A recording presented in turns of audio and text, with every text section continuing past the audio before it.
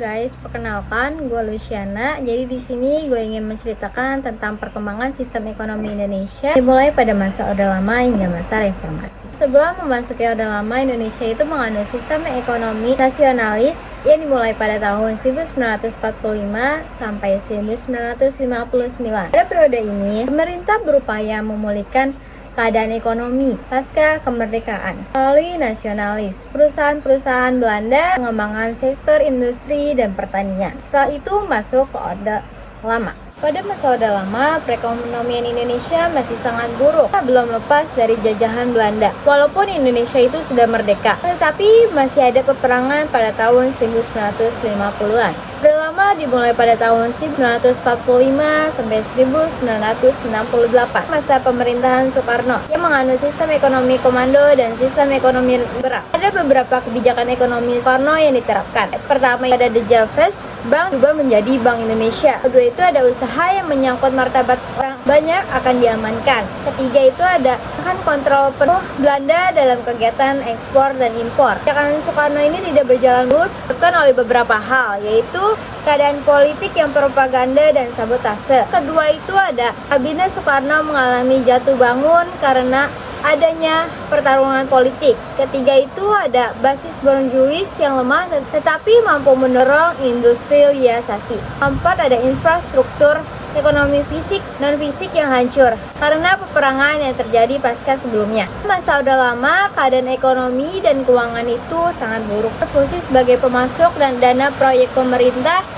Penerapan sistem ekonomi etatisme di mana negara mengontrol penuh seluruh aspek ekonomi.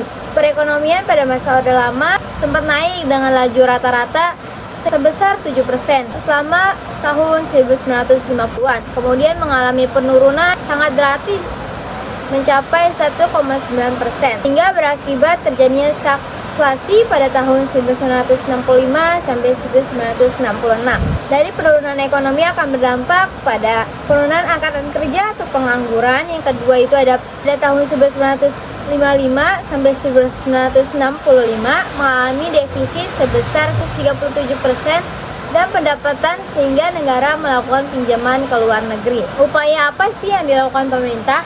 Pemerintah melakukan program pinjaman nasional yang berusaha untuk menembus blokade Belanda di Sumatera dengan tujuan Singapura dan Malaysia. Telah memperoleh kesepakatan untuk mengatasi masalah ekonomi. Pada saat itu dilakukan konferensi ekonomi pada Februari tahun 1945. Kita pada masa Orde Baru. Orde Baru ini dimulai pada tahun 1966 sampai 1998. Orde Baru ini masa pimpinan Soeharto. Fokus pada perkembangan sistem industri dan pertanian dan investasi asing. Namun kebijakan ini juga menyebabkan kesenjangan antara sosial dan ekonomi antara miskin dan kaya. Moneter pada tahun 1997 memicu ketidakstabilan ketergantungan pada investor asing dan memperburuk masalah ketimpangan. Ada pengaruh politik ekonomi pada masa Orde Baru terhadap Indonesia, itu peningkatan pengembangan infrastruktur termasuk pengembangan jalan raya, jembatan, pelabuhan, bandara, dan PLTU.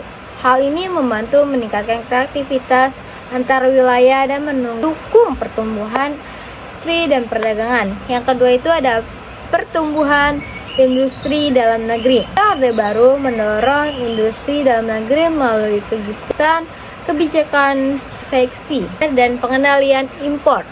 Fokus pada industri tekstil, elektronik, dan baja.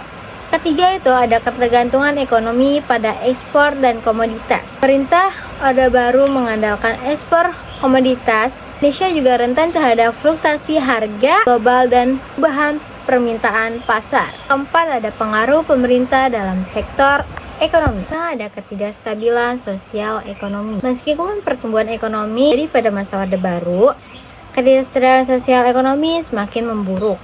Kesenjangan antara kaya dan miskin semakin melebar.